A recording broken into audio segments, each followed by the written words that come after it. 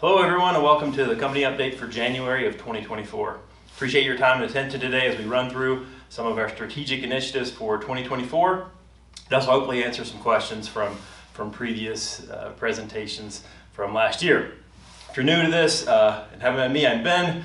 I have the pleasure of being the President and CEO for Consumer Direct Care Network and love to keep up these updates on a regular basis. So hopefully for the future we'll be able to do these 2 or 3 times a year and make sure that we're all on the same page as we go ahead. As usual, I'm going to kick us off with our mission, vision, and values. Our mission to provide care and support to people in their homes and communities. Our vision, to help people live the lives they want. And our values, respect, integrity, service, and excellence. As always, those remain the core of what we do, driving forward all the decisions we make, the services we provide. And hopefully you'll see a reflection of these mission, vision, and values in the plans that we have for 2024. So, what to know about the 2024 strategic initiatives? We really try to tweak this process every year. This year is no different. We brought in extra voices to help guide what we're going to do in 2024. This doesn't mean that we don't have other things on the list of what we want to accomplish in the coming years. This is just what kind of got brought down, boiled down for what can we truly take on in 2024, what's most important and what would be most beneficial for helping us provide great services. So, as we kick it off, you may see several things that are that remind you of other plans and other presentations that we've done in the past. In particular, remember that we have an overarching 5-year plan that's kind of driving all these year-by-year plans. And that's available out there on the hub and a couple other places. But this first slide that I have in front of you, or technically the third slide, is something that we've defined as CDCN Together. So previously, we've been talking about CDCN 2.0. That got a little confusing to most people, thinking it was more like a technology drive. That's not really what it was about. It was about the next version of Consumer Direct Care Network. What can we do together? What can we do for our people? What can we do to attract more clients? What can we do for our systems? So change that a little bit to be the CDCN Together slide. And those are the highest level goals for the company across that 5-year plan. So the 5-year plan ending in 2027, you see that number on this first slide. So be prepared to serve 150,000 clients by 2027. Extending our organizational capabilities across diverse geographies and programs. That means essentially building a bigger net, a better tool, better processes, bringing in better talent and capabilities, developing our people to provide services across multiple different geographies, different types of programs, different size programs, a bigger net. Then finally, lead the market by being the best service provider. That's pretty obvious what we want to do, that aspirational goal of let's lead the market, let's continue to do what we have been doing, growing this company, providing great service. But it does bring up another question. What does the best mean? What does it mean to be the best? And again, this is a slide from previous presentations, so I hope it rings a bell for you. Number 1 on that list is sort of the hallmark of what Consumer Direct has always been, provide excellent customer service. It's what we do. Second, be collaborative partners with payers and with one another. That means work well together, make sure that we're open to new suggestions, changing systems, changing processes, listening to what the needs are of our clients and to our partners across the company in different departments in different states, those kind of things. And finally, have responsive, effective tools. In a day like today, in an age like today, you need better tools. That means good systems that are great for user experience, etc. You'll see a lot of that in our plan as well. So also what you're going to see is a new design of how we roll this out. We talk about objectives, we talk about key results, we talk about measurements. You see those things in front of you. I'll also give you some examples of projects that are associated with these objectives and key results. But objectives are essentially what we want to achieve. Results are how we're going to, a set of metrics of how we're going to get there toward those objectives. The measurements are specifics about how we're going to measure the success of those key results. And again, we'll do some projects, which I think are a little bit better for everyone to grab onto. I'll just give you examples of those. Again, longer list of those projects, but something to give you a sense of where we're driving toward and what we hope to accomplish. So, set that stage for you, and now we want to talk about the first strategic initiative. The first strategic initiative, as it usually is, has to do with customer service. The objective for customer service is to deliver a high quality, accessible, responsive experience. Obviously, customer service is everything in our world.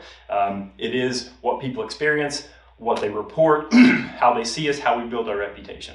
So that experience for our clients, our caregivers, and our payers is tantamount to how we get to be successful.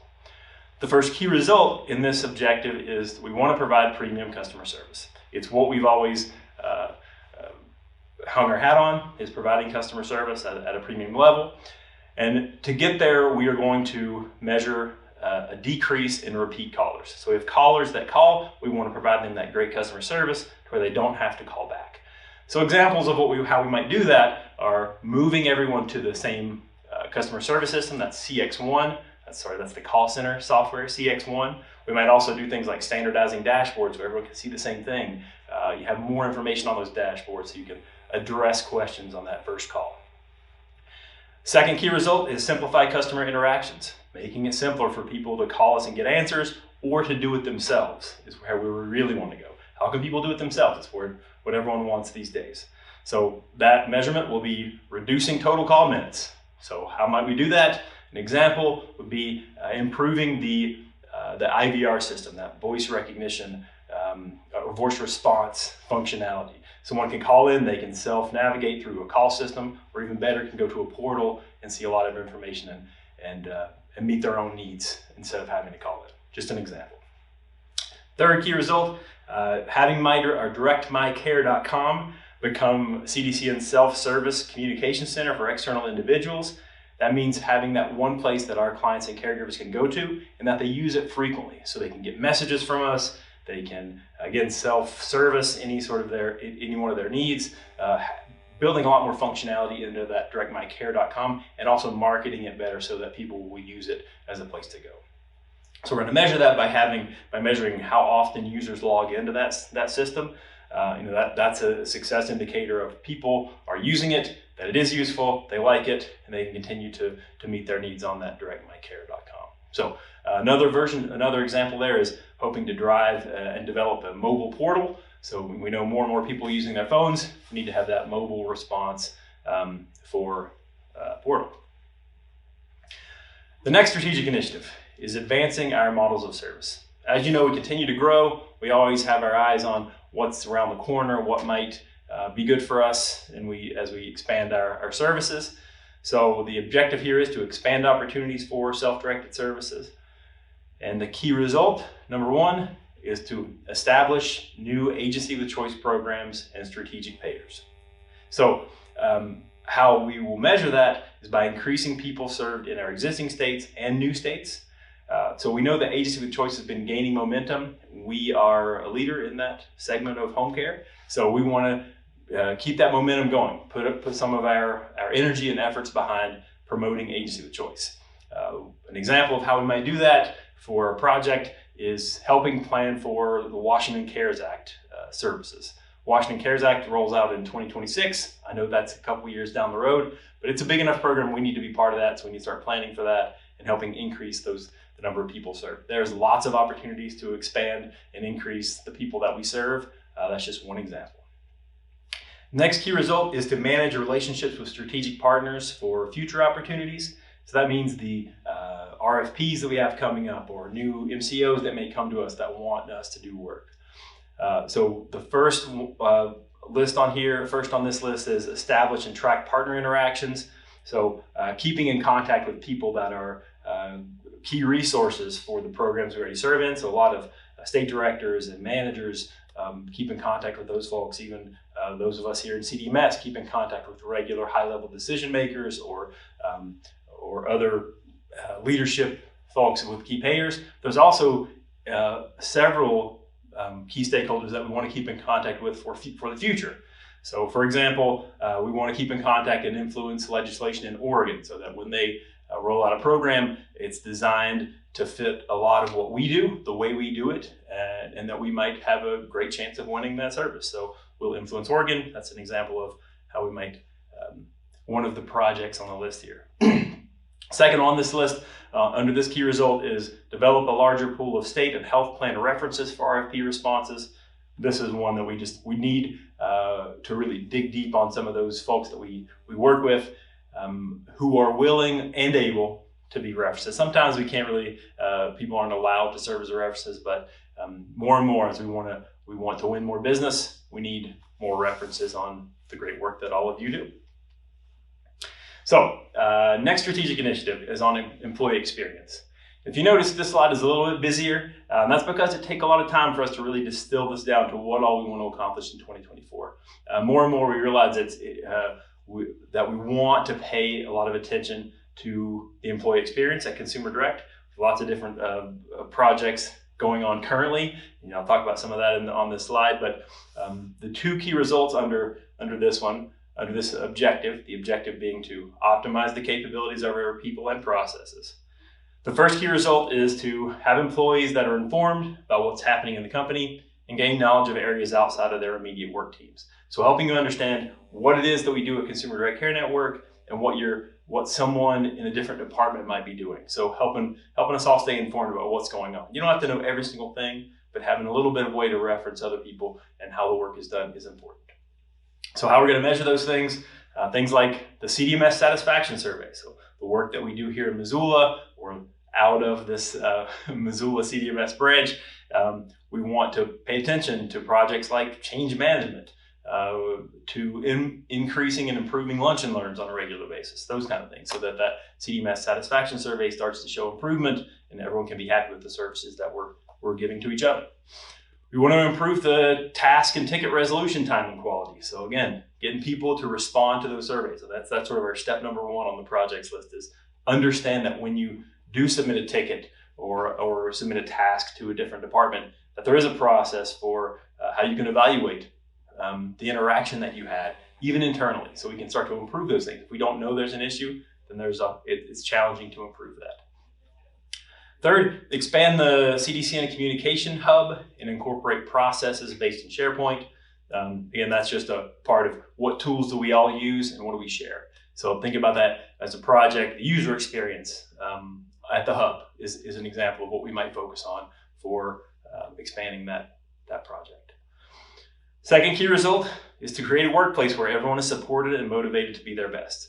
Hopefully that line rings a bell to you.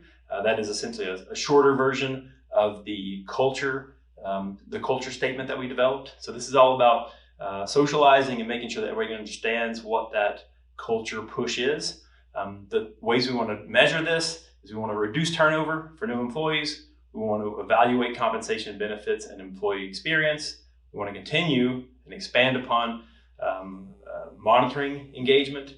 We want to provide all employees opportunities to participate in DEIA activities. So some examples of projects that we're doing.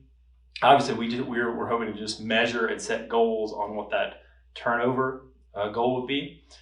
But some things that are ongoing currently, we have done just completing a compensation survey, making sure that we stay within market. We want to evaluate that and set wage bands so people understand which positions they may want to move into and the compensation that they can expect in those sorts of positions. So making that clear on how you can move up and down, sideways in this company and what you'd be compensated. So things like that we want to pay attention to, make it more clear.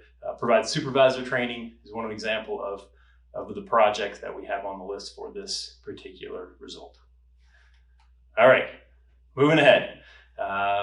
Next slide here is talking about our technology platform. Obviously, we're highly dependent on technology, and the objective for our technology is really just to drive innovation. The first key result you see in front of you is to create reliable and secure systems. That's essentially keep the lights on. Keep the lights on almost all the time. Make it as seamless as possible. So in this case, the first measurement is maintain system uptime of 99.7%. That's the existing rate that we're up. We are up all the time. So great job to all those folks out there keeping the lights on for us. But certain things we might have to do for projects, doing system migrations and upgrades, those kind of things to make sure that we stay up to date and stay alive. The second one on the list is maintain third-party compliance standards. The larger we've gotten and the more broad we've gotten, the more we need a third party to come in and look at us and make sure that we're up to date on all these different security, technology, finance, everything else. So a couple examples of what we're going through now is something called high trust certification or SOC certification. There's a couple of those that we have to continue to maintain and have become important for us. Next key result implement and follow industry standards for data infrastructure. So this one we're going to measure by improving those engagement survey results around tools and resources to support all the jobs. So trying to support all those jobs with looking at those engagement survey results, seeing what the responses that you all give. So again, be honest on those surveys and seeing how we might derive improvements on those tools. So an example here, we are rolling out a data warehouse. We're rolling out new reporting software. Those kind of things that would help drive that engagement survey for tools that we've already identified. The next key result is also related to that engagement survey and the results for the tools. That's improve internal and external user experience with those core systems. So again, some things we're hoping to pay attention to as project example are CRM and CX1 interfaces, and making sure that we look at those customer workflows and that you all can use those tools and that it's easy to have those integrate and to work between those two, those kind of things. All right, our last strategic initiative is deliver on commitments. It means those things that we have signed up to do, whether it's a new contract, new legislation that's come through in a place or a population that we're serving, or any sort of other obligation that we've made either internally or externally. The objective here is to support team members to fulfill strategic obligations. So again, anything that we've put together, again, on this list are just the highest level of those obligations. So you hear a little bit about those, but again, those things that we've agreed to do are important for us to stick to our commitments. So the first key result is to implement new contracts. We do win new business from time to time, and when that happens, we know that we have to take resources from one place and put it toward that contract. And I know it's an unfortunate moment when that may happen, may slow down an existing project, but it is important for us to stay relevant, and that's what it means to stay ahead of that and be implementing new contracts. The measurement here will be to adhere to a project plan, including the timelines. So we put together a project plan for any new contract, and how we would measure the success there would be, well, looking at, are we on track? Do we meet the timelines for those projects? The second one is to establish governance and dedicate resources to projects. So we have several projects that come through that we've committed to do. We want to make sure that we look at those projects, that we assign someone to be in charge of, make decisions for, govern that project. And it could be a team of people, it could be a single person to govern what happens to with that project. And then we want to dedicate resources, make sure we can deliver on what we've committed to do. So how we're going to measure that? The number of projects that we completed within the deadlines. So did we stay within the guidelines and the timelines that we set for ourselves? Again, so examples of this might be when we have, again, a new contract that comes in place, or bringing in a better sign-off process as we go through a project, kind of building in new processes to deliver on projects and new commitments. Then the last part, the last key result, is to strengthen CDCN's financial position and identify financial threats and risks. And this has been on the list for quite some time. It essentially will remain on there for eternity. It's something we have to pay attention to. Money is important for us to stay alive, for us to make sure we pay the people that work so hard for us, any number of things to make sure we can stay in business and continue to deliver great service. So how are we going to, the measurement that we're going to put into place here, we want to increase member months served. So the number of people each month that we serve, increasing the number of people that we serve is always directly correlates with how much money we make and how we can continue to expand, do better, scale things, hire more people, those kind of things. We'll also evaluate pricing strength. How well are we placed within the industry? How strong is our price to make sure that we can deliver on what we've committed to do? The consumers served per administrative FTE, sort of that ratio of the people that work in our offices to the people that we serve. It's another great indicator, measurement of how we're doing. And then that capital effectiveness, which is sort of like how quickly do we process things? How quickly do we get paid? How quickly do we react? How much do we have to write off if we're not being effective and clear about what comes in and what goes out? So certain things that we'll implement here for projects would be evaluating financials and identifying key performance indicators, KPIs, as we go through that, and so we can quickly react and make plans and then push forward on them. So that is our list for this year. I want to thank everybody for for the time and attention today. I know it's a lot. Some of these things are pretty high level, but no less important for you to know that we pay attention to. There's a laundry list of other projects that kind of flow down from that. And if you think about it, these strategic initiatives, as well as the larger strategic plan and our mission, vision, and values, hopefully you can see where your job fits into this, where your goals that you establish with your direct supervisor can relate to this. It's just important, and I hope that is beneficial and valuable for you all to hear what we're planning on doing this year, because it is another exciting year in 2024, and I look forward to realizing all of the projects on the list. So again, thanks so much for your time and attention. Thanks so much for doing great work. It's amazing what we've accomplished at Consumer Direct Care Network, and we can't do it without all of you. So I appreciate all of you, no matter where you are. So thanks so much, and until next time, stay tuned and keep at it. If you are interested in hearing answers to questions, I am answering questions just after this. You can hang on, stick around. I'll answer questions from the November company update that went out. If you have questions for the future, we'll send out an email collecting those questions. But we'll take a quick break on this, and then you should fire back up, and if you're interested in hearing the rest of the questions, the answers to questions before, we'll do that. So again, thanks so much, and yeah, have a great week.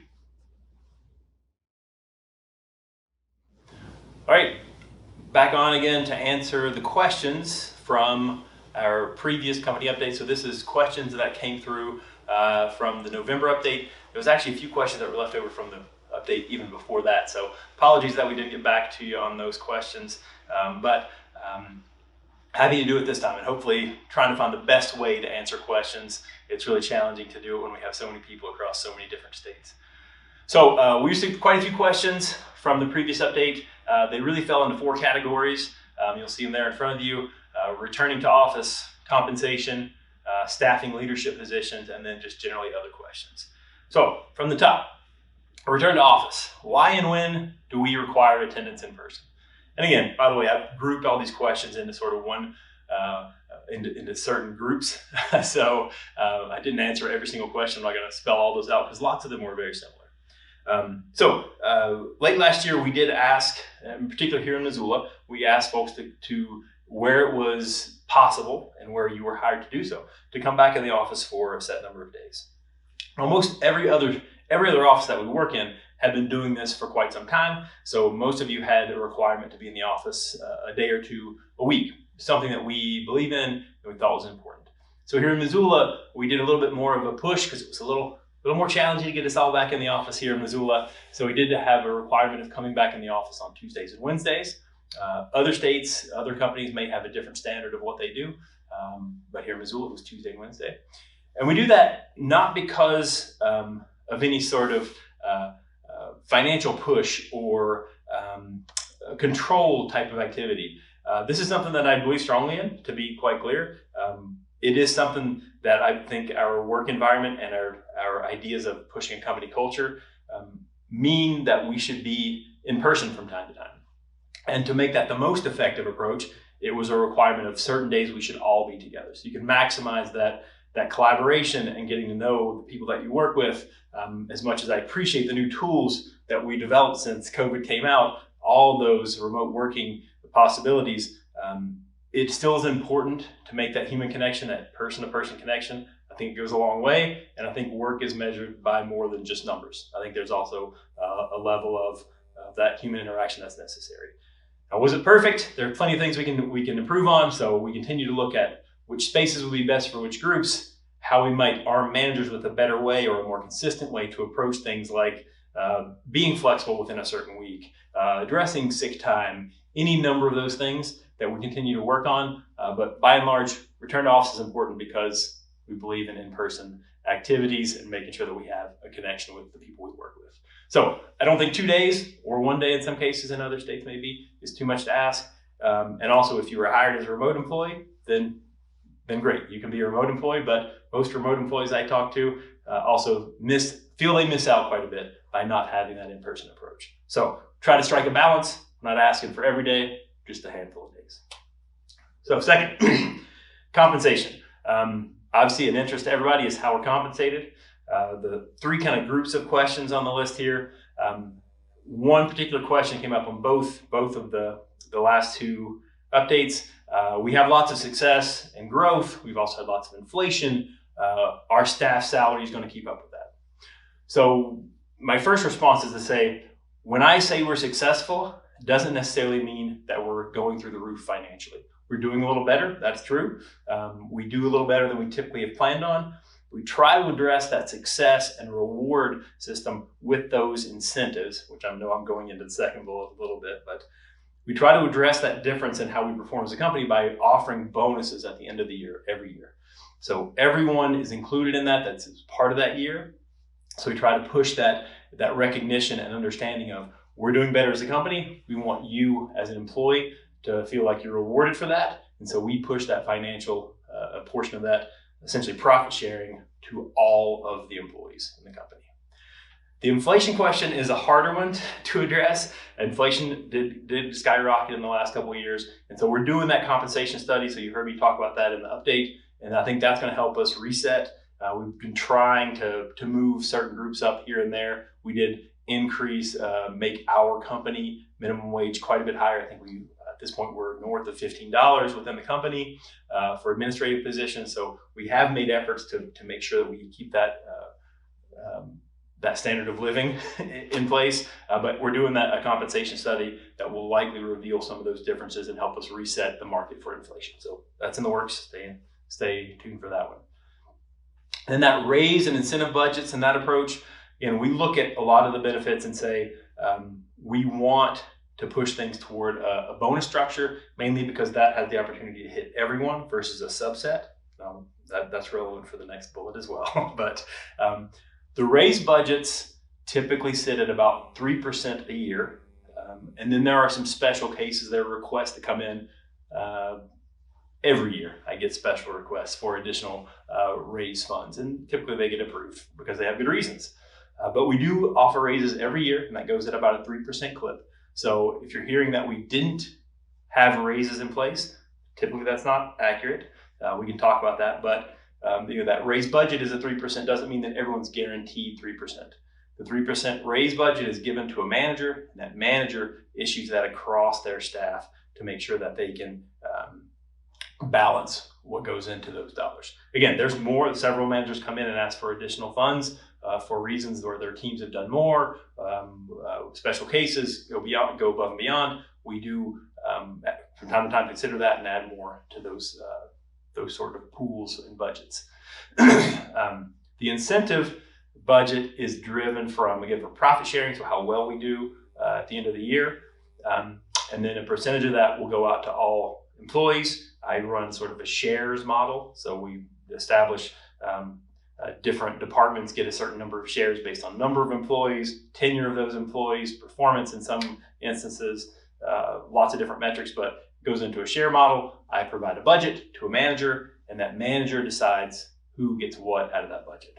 So again, I try my best. We as the leadership team try our best to arm directors and managers in leadership positions with autonomy, because they know their teams better than we do, but trying to at least arm them with some direction and to get a budget. And the last thing, the 401k. 401k comes up all the time. We continue to not match the 401k, at least to date. We are working on other retirement options that could be out there that might fit our company better. So again, stay tuned for that one. But typically the 401k conversation has come down to the same thing as those incentive conversations. Do you want to take the budget that's left over and match the 401k, which is just a small number of people, or do we want to provide those incentives to everyone? So we typically have decided to provide those funds, take that pool of money and put it in the incentive budgets and incentivize everyone, reward everyone versus just the people that are participating in the 401k. So it doesn't mean that won't change in the future. Still comes up every single year, multiple times a year technically. But we are working on other solutions for that retirement plan that could benefit everyone. So still keep that one in mind. So next on the list here, staffing leadership positions. When does a program or department get a director versus a manager? That's a little bit of a subjective decision. but primarily it's driven from the size of the program, the size of the team needed, the complexity of what's happening in that state or department. So a director could have a very complex role, but a small team, or a director could have a great big team that's not that complex, and that might necessitate a director. But a manager would have a smaller state or a smaller department that doesn't quite require the same level. So it's called a manager. But again, manager can definitely develop that team that they're overseeing, or can develop their state, their program into more complex or a bigger team, and then it would promote to a director type level. So that's the decision of when a program or department gets a director or manager. How are leadership positions recruited? We typically will post positions, and we want to post any position that's above a manager. And we want to give internal candidates the preference. If we have somebody internally that is a logical candidate, has the tenure, experience, the personality to do that work, we want to give them a chance to be in those leadership positions. We also want to make sure that if you haven't had any management training in the past or management experience, that you get the appropriate training or support or continuing education, whatever it might be. So all those things kind of play into it. But yes, we want to post a position. We will use any networks we can to get a leadership position appropriately staffed. But in the end, we would prefer to promote somebody internally to do that work. It doesn't always work out that way, but that's the preference. Doesn't mean that if you were there and you're a logical candidate, somebody from externally may come in and apply and be a better candidate. So just keeping those things in mind when we're going through this. It's always hard to make those decisions. So other questions, random questions. What happens to Medicaid programs in the event of a government shutdown? So obviously this question came in when there was a threat of government shutdown. Typically Medicaid is protected to a certain extent. So a government shutdown, we typically look at that and say we will be okay for many months. We depend on the individual states to really fund what's going on with Medicaid. I know it's a state and a federal partnership, so there's a little bit of a safety mechanism built in there. And then we also have lots of contractual requirements to where we can continue to provide services for a certain amount of time, typically 30 to 90 days. So we built in some safety mechanisms, both with the company, with the states we work in, and then the feds also continue to have some back-end mechanisms to make sure that necessary services are funded. Doesn't mean that if the government wasn't shut down for a very long time, it would certainly impact the services we provide. But to date, they've been able to find solutions and move ahead. But we are always talking about this. Is a great question because it comes up when there's a threat. We typically, we end up making plans and looking at disaster recovery essentially in the face of a government shutdown. So next question, how do you monitor or support or improve different management styles and company culture experiences across departments and geographies? So this is one of those questions where I took lots of questions, kind of grouped them into one. So if you think about the culture plan and the culture project that we've been rolling out for, must be 3 years now or so, 2.5 years. That's the kind of ongoing project that you have to focus on to answer this question. It's not something that you can just fix. I can't keep an eye on every single thing and say, hey, I want every manager to behave in this way or that way.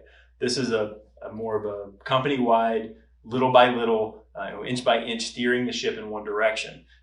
Everyone has different management styles, and that leads to different cultures in different departments and different companies, even in sub-departments within companies. The culture can be slightly different. So it's that constant reminders and holding each other accountable. When we see that, we have our directors meetings, our leadership meetings to help kind of consolidate that and make it more consistent. But in the end, there are going to be little differences from one to another. It's something that we just have to continue to work on. We look at those scores for engagement surveys. We look at scores for satisfaction surveys that hint at those kind of things.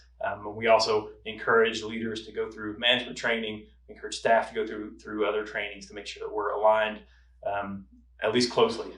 Can't be perfect in any way. We know there's going to be differences from Arizona to Alaska, Florida, whatever those places might be, inside CDMS versus operations staff. So there are going to be differences, but it's just something that we have to continue to work on and get talk about it, and yeah, pay attention to the company culture projects to try to drive those departments toward what we want to be consistent on. And then hopefully we've addressed some things this time with sound and captions. I know, apologies to anyone out there where we hadn't found a way to present to those of you that can't, that may be hearing impaired. So I'll just throw that out there as a last bit.